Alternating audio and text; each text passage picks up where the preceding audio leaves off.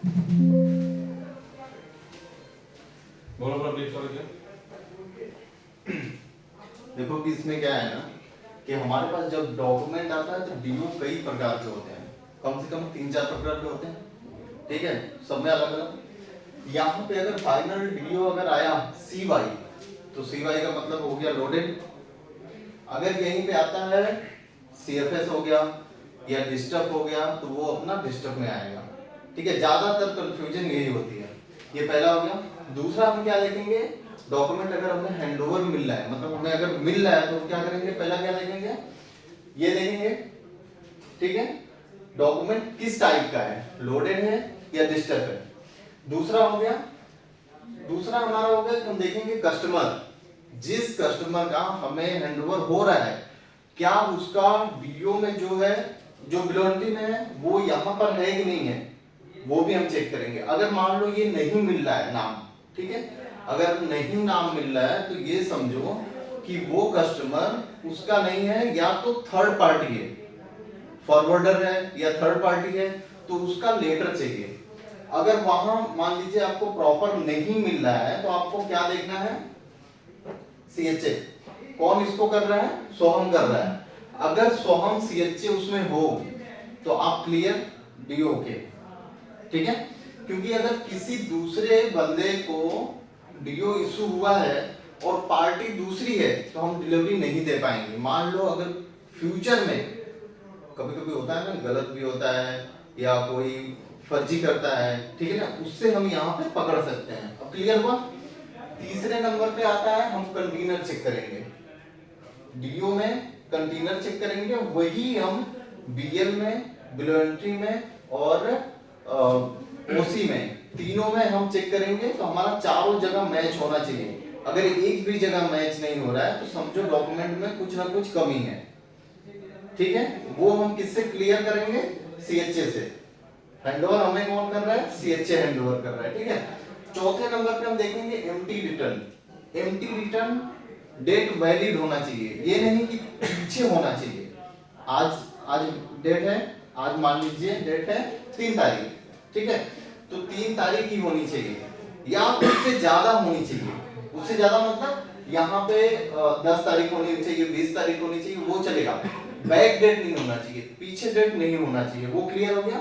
किसी किसी वीडियो में इधर भी मेंशन होता है, तो यहाँ पे क्या होता है, ये कंटेनर 4-5 रहेंगे, उसके जो सामने वाला एम्प्टी रिटर्न डेट रहेगा वो परफेक्ट रहेगा, ना कि ये, ठीक है।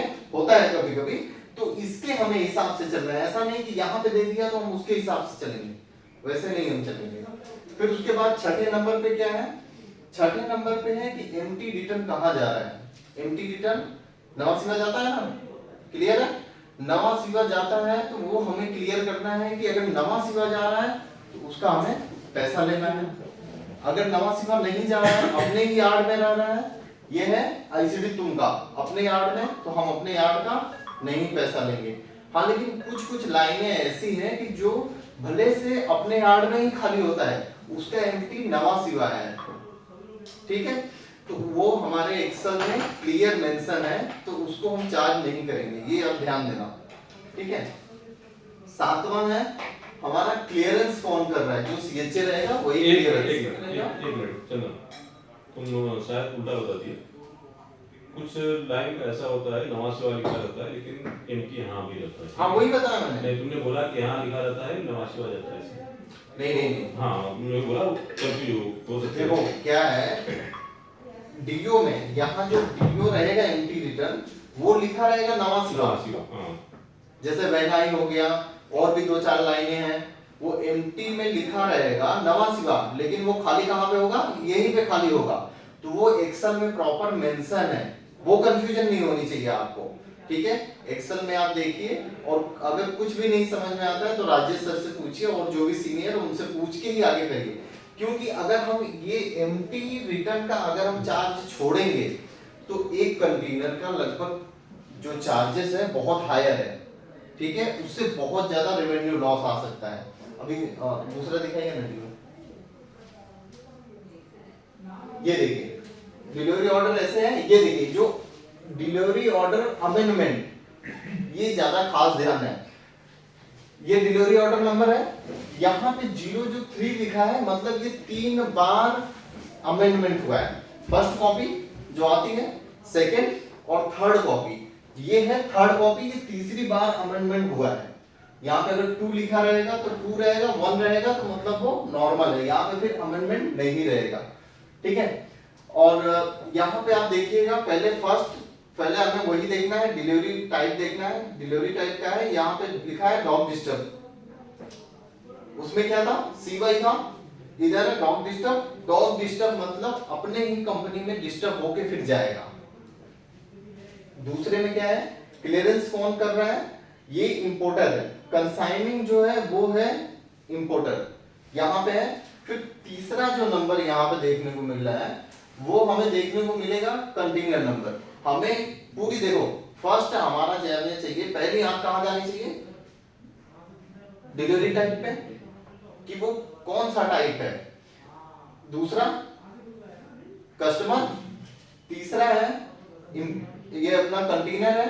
फिर उसके बाद चौथे पे आप एम्प्टी रिटर्न पे आ जाइए, सीधे एम्प्टी रिटर्न। एम्प्टी रिटर्न के बाद फिर ये पांचवा जो है वो रहेगा आपका किस कंटेनर में, किस यार्ड में कंटेनर जा रहा है। सामने लिखा हुआ है कंटेनर, जो एम्प्टी कंटेनर जो डिपो है वो है अपना ही है, नौकारी है। ये जो डिस्टर्ब होता है मतलब एक्चुअली तुम इसका मतलब क्या होता है? देखो डिस्टर्ब जो अगर होता है वो यहाँ पे कार्गो खाली होके इंपोर्टर को माल चला जाएगा। अब कंटेनर, ये ध्यान देना, डिस्टर्ब भी अगर रहता है तो वो भी नवा सिवा जाता है, एम्प्टी कंटेनर। ऐसा नहीं है कि डिस्टर्ब है तो यहीं पे रहेगा, ऐसा नहीं, डिस्टर्ब का इनको पहले वो मीनिंग बता दो, डिस्टर्ब होता है क्या? देखो डिस्टर्ब डिलीवरी का मतलब होता है कि कंटेनर जो है उसमें से कार्गो निकला, लोड होके ट्रेलर पे वो चला गया इंपोर्टर को, वो हो गया डिस्टर्ब डिलीवरी। अब लोडेड डिलीवरी क्या होती है कि पूरा का पूरा कंटेनर ही लोड होके जाएगा उसके फैक्ट्री में। अब ये क्लियर हो गया।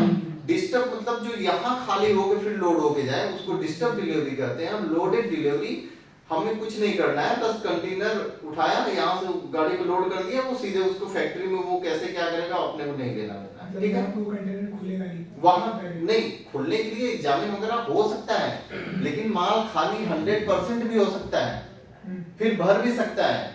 100% जो एग्जामिन होता है वो माल खाली भी होता है फिर वापस भर भी जाता है, वो उससे मतलब नहीं है। डॉक्यूमेंट का जब ये डिस्टर्ब अगर आए तो आप ये समझिए, आपको क्लियर होना चाहिए कि अगर ये डिस्टर्ब है तो मान लीजिए कि ये कंटेनर यहीं पे ही खाली होके जाएगा। आपको ये क्लियर होना चाहिए, कंटेनर यहीं पे खाली हो जाएगा, कार्गो केवल जाएगा, कंटेनर नहीं जाएगा। ठीक है, और कोई कंफ्यूजन है? ठीक है, ये हो गया। अभी दूसरा तरीका देखो, ये हो गया, ये भी है एक्सटेंड, ये भी एक्सटेंड हुआ है, ये भी दोबारा बना हुआ है वीडियो, वो ध्यान देना है। फर्स्ट आपको देखना है CFS। अब हमने देखा CY देखा, फैक्ट्री डिस्टर्ब देखा, ठीक है ना। अब ये हो गया CFS। CFS का मतलब वो भी डिस्टर्ब है, समझ गए? CFS का मतलब वो भी डिस्टर्ब है, और ये जो डिस्टर्ब है सेम वही है जो ICD डिस्टर्ब है, सेम यही डिस्टर्ब है। खाली कुछ लाइनें जो है शिपिंग लाइन है उनकी कुछ थोड़ा बहुत मीनिंग अलग रहती है, लेकिन प्रोसेस जो है वो सेम ही रहता है। ठीक है, अब यहाँ पे हम देखेंगे दूसरे नंबर पे कंसाइनिंग कौन है, इंपोर्टर कौन है। तीसरा नंबर हम देखेंगे कंटेनर, और चौथे पे हम देखेंगे वैलिडिटी। वैलिडिटी हमें बहुत ज्यादा ध्यान रखनी है, और MSc में वैलिडिटी बहुत ज्यादा चेंज आती है, एम्प्टी लेटर पे भी रहता है उसका। ठीक है, अभी नेक्स्ट करते हैं। अब देखिए, ये हो गया कुछ अलग डिलीवरी ऑर्डर जिसमें आपको एम्प्टी भी मिलता है अलग से। अब यहां पे हम पहला देखेंगे क्या, सेम वही, कौन सा टाइप है, फैक्ट्री डिस्टर्ब है, मतलब ये कंटेनर डायरेक्ट यहां से फैक्ट्री जाएगा फिर वहां से खाली होके आएगा। अब क्लियर है? दूसरा इसमें है, हम वही देखेंगे CHA और कंसाइनिंग, कौन सा इंपोर्टर है और कौन सा CHA है जो इसको क्लियरेंस कर रहा है। जो हमें डॉक्यूमेंट मिला है बिल ऑफ एंट्री में वही है क्या कि कोई अलग है, वो हम ज्यादा करके ध्यान देंगे, और किसी को ऐसे ही डिलीवरी नहीं देना है। तीसरे नंबर पे है कंटेनर नंबर। कंटेनर नंबर कुछ में यहाँ पे कंटेनर नंबर, कंटेनर के ये जो साइज है वो मेंशन रहेगा, सील नंबर वगैरह, पैकेज वगैरह, वेट वगैरह सारी चीजें यहाँ पे मेंशन रहेगी, आप देख सकते हैं। चौथे नंबर पे आ गया फिर वही से एमटी।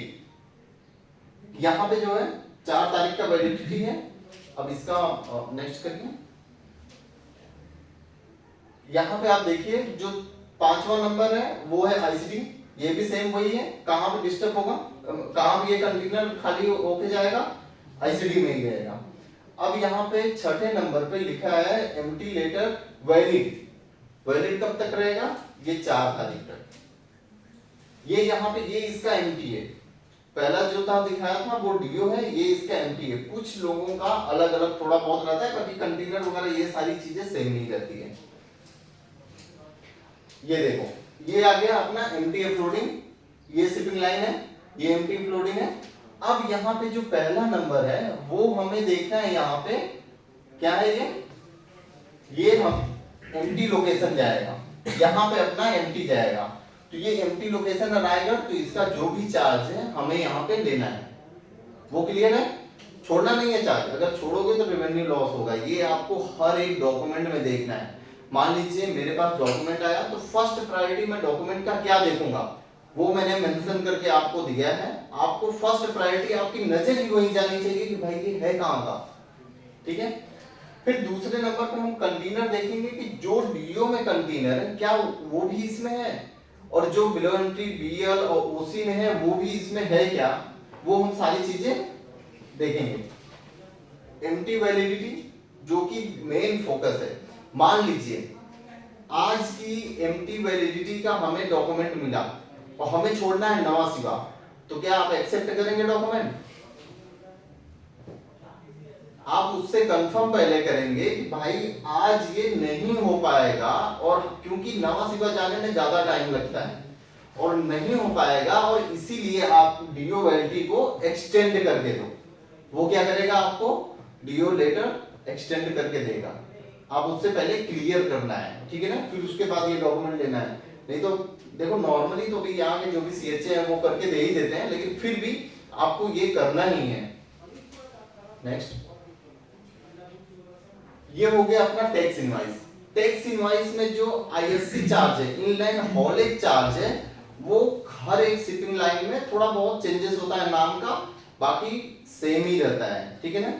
पहला हमको यहाँ देखना है टैक्स इनवॉइस है ये। शिपिंग लाइन कोई भी हो, टैक्स इनवॉइस उसका इस तरीके से रहेगा कि टैक्स इनवॉइस या परफॉर्मा इनवॉइस कुछ इस तरीके से करके रहेगा।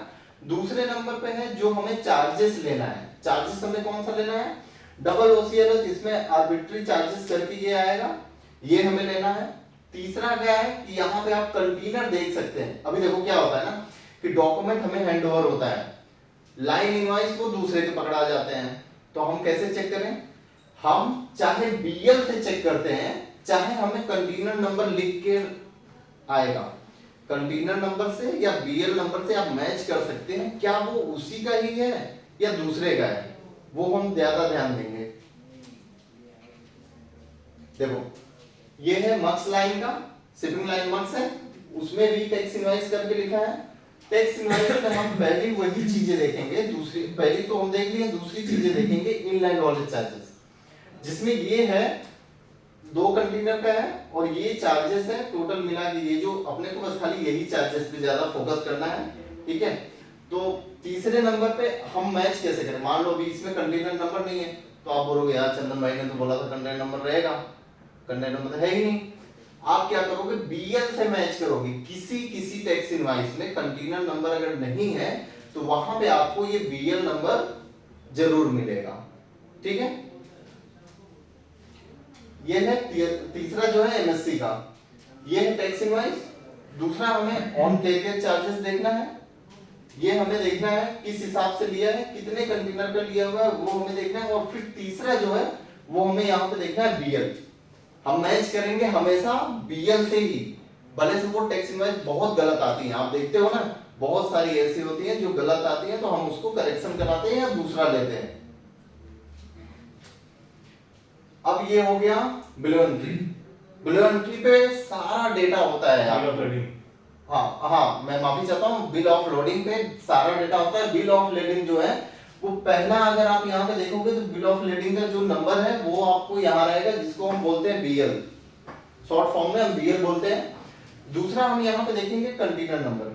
कंटेनर नंबर के थ्रू यहाँ पे सील नंबर, कंटेनर का टाइप ध्यान से यहाँ पे देखना है आपको, कब? डॉक्यूमेंट बनाते समय, क्योंकि यहाँ पे फ्लैट ट्रैक भी आ सकता है, ओपन टब भी आ सकता है। और ऐसा नहीं सोचना कि फ्लैट ट्रैक आया तो चार्जेस सेम रहेगा, ऐसा नहीं। फ्लैट ट्रैक अगर आता है तो उसका चार्जेस ज्यादा रहता है, लगभग 4 गुना के आसपास रहता है, ये ध्यान देना। उसका अमाउंट इतना ज्यादा क्यों रहता है? लेटरिन का भी जो बताया, क्या है? लेटरिन का भी बताया, उसका अमाउंट ज्यादा क्यों रहता है? अभी जो बताया ना कि लेटरिन फ्लैट ट्रैक, हाँ। उसका अमाउंट ज्यादा क्यों रहता है? देखो वो क्या है कि वो वो उसमें अलग टाइप का वो कंटेनर होता है, कंटेनर होता ठीक है, है। वो अलग टाइप का होता है। वो पूरा क्या होता है, वो पे जैसे रेलवे में देखा होगा वैगन रहता है ना, खुला रहता है, हाँ। सिर्फ साइड साइड से रहता है, वो फ्लैट ट्रैक होता है, ठीक है। अच्छा। उसमें क्या होता है कि वो उसमें ऐसा ही कार्गो आता है कि जो नॉर्मल कंटेनर में ना आ पाए, हाँ। उसको हम कभी कभी ओडीसी भी बोलते हैं, ठीक है। और वो रहता है क्या है, जैसे कि कंटेनर है ना, तो साइड साइड से माल निकला रहेगा, बाहर ऊपर से निकला रहेगा। तो अभी आप कहीं भी अगर आप रखेंगे उसको, तो वो 4 कंटेनर का घेरेगा कि नहीं जगह, 4-5 कंटेनर का घेरेगा जगह। इसीलिए उसका जो चार्जेस है लाने और लेके जाने का, वो लेके आने का, लेके जाने का, वो सारी चीजें, इसीलिए उसका चार्जेस थोड़ा ज्यादा रहता है, ठीक है। वो क्लियर हो गया? यहाँ पे आपको जरूर ध्यान देना है। वो चंदन सर एक्सेल में उसमें लिखा होगा ना FT सब लिखा है, सब लिखा है। लेकिन अगर आप यहाँ पे ध्यान दोगे तो, यहाँ पे अगर आप ध्यान दोगे कि कंटेनर किस साइज का है, कौन सा है, ओपन टप है या मतलब हाई क्यूब है, डीवी है, तो देखो ओपन टॉप में जो रहेगा यहाँ पे तुमको ओटी करके आएगा, ठीक है, ओटी करके है, और ये जो फ्लैट ट्रैक है ये एफआर आएगा। एफआर है, जहाँ पे FT लिखा है नहीं, हाँ। जो जीपी लिखा हुआ है, जीपी जीपी, ये तो ठीक है, 20 फीट है, 20 फीट। ये 20 फीट है, ये है जीपी, ठीक है। इसी तरीके से वो भी लिख के आएगा यहाँ पे, तो आपको ये ज्यादा आपको देखना है, वो ज्यादा उसको ध्यान देना है। कभी भी आप बीएल खोलेंगे तो नजर आपकी वहीं जानी चाहिए, ठीक है। फिर उसके बाद आप तो कार्गो वेट वगैरह चेंज करते ही हैं, तो वो आपको देखना है। पैकेज तो आप जानते हो, वहां से देखना है, ठीक है।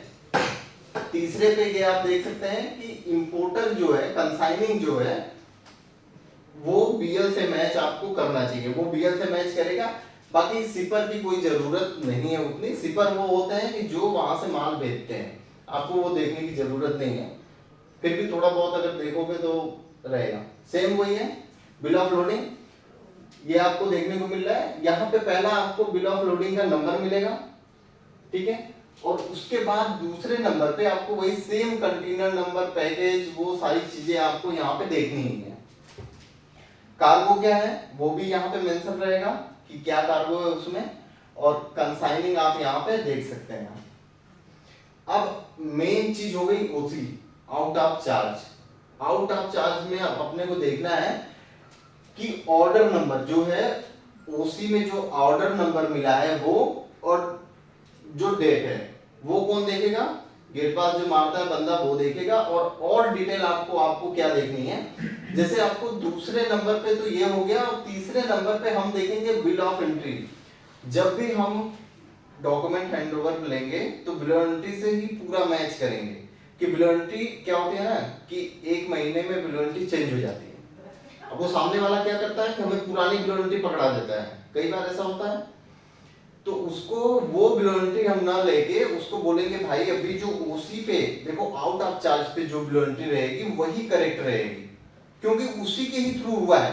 जो पिछला जो रहेगा ना, उसको आपको चेंज करा के बोलना है कि ये बिल ऑफ एंट्री का मेरे को बिल ऑफ एंट्री लेके आओ। उसी से मिलाना है बिल ऑफ एंट्री को वहाँ पे, हाँ। मतलब उसी वाले के हिसाब से उसको ओसी वाले देखो के ऐसा हिसाब है से। ना, सुनो मेरी बात सुनो, ओसी में और जो बिल ऑफ एंट्री कॉपी दिया हुआ है दोनों नंबर सेम होना चाहिए, वो डिफरेंट नहीं होना चाहिए। अगर दोनों में डिफरेंट है तो तुरंत जो है क्वेरी सीएचसी के पास जाना चाहिए। तुम अगर बिल बना रहे हो, रीडिंग कर रहे हो, उस टाइम भी देख लेना, जो गेट पास कर रहा है वो भी देख लेगा। ये इसको अगर दोनों मिसमैच है तो आगे प्रोसेस नहीं होने देना उसको। भले से कंटेनर नंबर मिले, उससे मतलब नहीं है, कंटेनर नंबर मैच करेगा, बिलो एंट्री अगर अमेंडमेंट है तो वो अलग ही रहेगी। ठीक है, ये क्लियर हो गया आपको। चौथे नंबर पे कंटेनर नंबर आपको देखना ही है। यहाँ पे आप टाइप जरूर देख सकते हैं। हाँ, ये है, ये मेन चीज है। ये मेन चीज है। होम कंजम्पशन ये हो गया होम कंजप्शन। होम कंजप्शन का मतलब हो गया कि वो अपने फैक्ट्री लेके जाएगा। नेक्स्ट, अब यहाँ पे हमें देखने को मिल रहा है ओसी इस तरीके से आती है। जो भी पिछला आपने देखा वो था नॉर्मल, ये है इलेक्ट्रॉनिक है। ठीक है, सारी चीजें सब कुछ वही मिलेगी। इस पे जीएसटी वगैरह भी आपको मिलेगा। ये गेट कॉपी जो है गेट पास का है, ये गेट कॉपी है, ये सब आपको डिटेल पूरी की पूरी वही मिलेगी। बिलो एंट्री वगैरह, यहाँ पे सीएचए नाम वगैरह सारी चीजें मिलेगी। मास्टर बीएल हाउस बीएल भी मिलेगा। अगर मास्टर बीएल पे खाली फाइल है तो मास्टर बीएल ही रहेगा, हाउस बीएल नहीं रहेगा। अब ये हो गया उसका सेकंड कॉपी जिसपे कंटेनर नंबर है। अभी जो पहले वाला था उस पे कंटेनर नंबर नहीं था, इस पे कंटेनर नंबर रहेगा। ये तो मैंने अभी एक का दिखाया है। ऐसे 50-50 का लॉट भी रहेगा, 100-100 का लॉट भी रहेगा। सेम इसी तरीके से ही आएगा। अभी यहाँ पे देखो, ये जो ओसी है, ये ओसी है कौन सी ओसी है? ठीक है, मैं कराता हूँ। ठीक है, ये हो गया अपना, ये वेयरहाउस का ओसी है। वेयरहाउस के ओसी में आपको ध्यान क्या देना है? वेयरहाउस के ओसी में ध्यान देना है क्या ये जो वेयरहाउस है वो अपने वेयरहाउस का एनओसी लिया है कि हमारे वेयरहाउस का एनओसी लिया है। मतलब अपने, मतलब जरूरी नहीं है कि वो अपने में ही लेके जाए, दूसरे कहीं भी लेके जा सकता है। दूसरे कहीं वेयरहाउस में, वहां पर बॉन्डेड वेयरहाउस होना चाहिए। वो मैं अभी दिखाऊंगा किस तरीके की उसकी मतलब एक लेटर रहेगा, उस पे सारा डिटेल लिखा रहेगा, वो आप मैच करके दे सकते हैं। बाकी सारी चीजें वही रहेंगी। ये है वाली का सेम अभी जो हमने देखा, कुछ इस तरीके से लेटर रहेगा। आपको लेटर पे मैच क्या करना है, बिलो एंट्री देखना है। बिलो एंट्री डेट हो गया, फिर उसके बाद बीएल आप देख सकते हैं। और इसमें जो एक खास चीज और है, इसको हम देख सकते हैं कि किस इसका जो ये वाली का ये इसने जो एनओसी लिया है, इशू जब किया है, डेट वही है कि दूसरी है, वो इस पे हम ज्यादा फोकस करेंगे। अगर आपका वेयरहाउस बिलो एंट्री आता है तो उसके पास ये पेपर होना चाहिए, अन्यथा अपने वेयरहाउस का पेपर होना चाहिए, एनओसी होना चाहिए। ठीक है, नेक्स्ट देखिए, ये सेम बिल ऑफ एंट्री है। बिल ऑफ एंट्री में आपको यहाँ पे वेयरहाउस देखना है, वेयरहाउस हो गया या होम कंजप्शन हो गया। ये आपको फर्स्ट नजर यहीं पे आपकी जानी चाहिए, क्योंकि अगर फर्स्ट नजर नहीं जाएगी तो आप मिस कर सकते हैं, सीधा सा आप मिस कर सकते हैं, और आप उससे ये चीजें नहीं ले पाएंगे। अगर हम ऐसे डिलीवरी निकाल दे रहे हैं तो हमें बहुत ज्यादा पेनाल्टी भरनी पड़ सकती है और बहुत कुछ हो सकता है, मतलब कोर्ट भी जाना पड़ सकता है, जेल भी हो सकती है। ठीक है, वो ज्यादा चीज ध्यान देनी है आपको यहाँ पे, क्योंकि हम ऐसे डिलीवरी नहीं दे सकते हैं, क्योंकि भाई वो जाना चाहिए तो कस्टम के वेयरहाउस में, जो बॉन्ड है वो कस्टम का ही वेयरहाउस है, उसमें जाना चाहिए। लेकिन आपने क्या किया, उसके घर पहुंचा दिया। ये होता कब है, जब कस्टमर है वो ड्यूटी नहीं भर पाता है, तब वो फाइल करता है वेयरहाउस में, या तो उसके पास जगह नहीं है फिर वो वेयरहाउस में फाइल करता है। वेयरहाउस में अगर जाता है तो आपको ओसी मिल जाती है बिना ड्यूटी पेड किए हुए, बिना ड्यूटी पेड किए हुए। अगर आपने ड्यूटी नहीं पेड की है तो आपको वेयरहाउस का ये डॉक्यूमेंट आप फाइल कर सकते हैं, ओसी भी हो जाएगी। जब बॉन्ड से जैसे जैसे आप डिलीवरी लेके जाएंगे वैसे वैसे आप ड्यूटी भरेंगे। बाकी सेम डिटेल बाकी सब रहेगी। खत्म, ठीक है, बस इतना ही आज का। बाकी अगर कुछ कंफ्यूजन रहे फिर बताओ, ठीक है। करना भाई, जो बी टाइप में लिखा था WS, इसका मतलब क्या होता है? मतलब W ये भी जो बी टाइप WS जो टायर रहता है ना, हाँ तो बोले ना, W मतलब होता है मतलब वेयरहाउस। हाँ तो इसका H का मतलब होता है होम कंजप्शन, अच्छा अपना, ठीक है ना। होम कंजम्पशन मतलब कि पार्टी के पास डायरेक्ट पार्टी दूध डिलीवर करना है डायरेक्ट, डायरेक्ट, ठीक है। हम्म। और वेयर हाउस का मतलब है कि बॉन्डेड वेयर हाउस में पहले जाएगा। इसका माने मतलब जैसे बोले जेल हो जाना पड़ता है, जैसे क्या रीजन रहता है? वो देखो देखो उसका ऐसा है कि बॉन्ड का जो वेयर हाउस का जो है वो कस्टम के अंडर में है, ठीक है। अच्छा। वो हम अगर कोई भी चीज जैसे तुम्हारे घर पे भेजना है, ठीक है, हमने भेज दिया जिगर घर पे, तो तुम तो उसका क्लेम करोगे ही। हाँ। लेकिन ये सिस्टम क्या है, ये गवर्नमेंट का है, ठीक है। हम्म। गवर्नमेंट का ये अलग प्रोसेस है, अलग प्रोसीजर है। वो उसके लिए जो कंसल्टेंट है उसको सजा भी मिल सकती है। ठीक है, अब समझ गए मतलब क्या है कि बिना उस कार्गो का ड्यूटी भरे हुए आप उसके घर पहुंचा दोगे। कैसे पहुंचा दोगे भाई? कस्टम को तो पैसा चाहिए ना। कस्टम इसीलिए बोलता है कि अगर आप ड्यूटी नहीं पेड कर पा रहे हो, वो देखो वेयर हाउस फाइल करने का रीजन नहीं होता है, चाहे वो कस्टमर ड्यूटी नहीं पेड कर पाए, उसके पास पैसा ना हो, ऐसा नहीं होता है। लेकिन होता बहुत लोगों के ड्यूटी पास वही होता है है, क्या? ठीक है। जो नीचे यहाँ पे होता है हाँ वहाँ पे जीरो हाँ। करके आता है तो वही होता है। नहीं, हाँ किसी में जीरो आता है, किसी हाँ, में कुछ जीरो आता है, वो ठीक क्या है। होता है वो कार्गो पर डिपेंड करता है कि हाँ। कोई ड्यूटी है कि नहीं है, मतलब नहीं। उसका ड्यूटी भरना है नहीं भरना, ड्यूटी लगेगा ठीक नहीं है। लगेगा, ऐसा। ऐसा है। वो पूछ के किया जाता है। हाँ नहीं, वो तो उसमें वो तो बिला रहता है। बिला बिल्टी ये जो अपना फाइल होता है ना, ये उसी देखो, में होता है, उसी में। वॉलंटरी जो फाइल सीएचए वाले करते हैं, कुछ हमारे गवर्नमेंट के ऐसे रूल हैं कि कुछ कार्गो की वो ड्यूटी नहीं लेते हैं, तो उसके हिसाब से आपको उस पे रहता है, ठीक है ना। तो जिसकी ड्यूटी अगर नहीं भरी है आपने, उसको क्या करना पड़ेगा? आपको भरना ही पड़ेगा, कैसे भी भरो। आप वेयर हाउस में लेके जाएंगे तो भी आप जब एक्स बॉन्ड करेंगे, एक्स बॉन्ड जब करेंगे, पहले देखो, पहले तो इन बॉन्ड आपने कर लिया वेयर हाउस में। वेयर हाउस में जब आपने रख लिया, जब उसको आप एक्स बॉन्ड करेंगे, अब आप अपने घर लेके जाने की कोशिश करेंगे, तो उसके लिए एक्स बॉन्ड की ओसी लगती है। एक्स बॉन्ड की वॉलंटरी फाइल होती है। भले से मान लीजिए मेरा 10 का लॉट है, 10 कंटेनर का लॉट है, मैं अगर एक का मेरे पास पैसा हुआ है या एक का मेरे पास जगह है, तो मैं एक का फाइल करके लेके भी जा सकता हूँ। तो आप एक कंटेनर का भी पैसा भर के आप उतना लेके जा सकते हैं, ठीक है ना।